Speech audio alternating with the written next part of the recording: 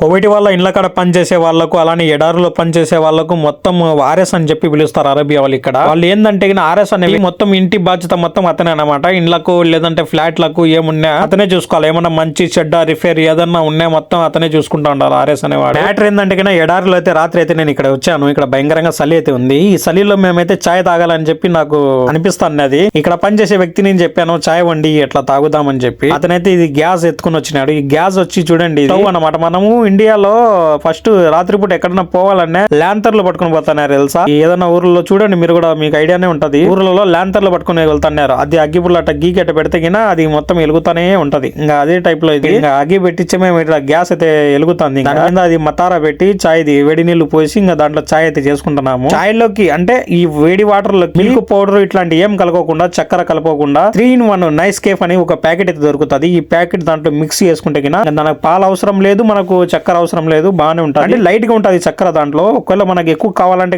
మనం అయితే పోసుకొని అయితే తాగాలన్నమాట.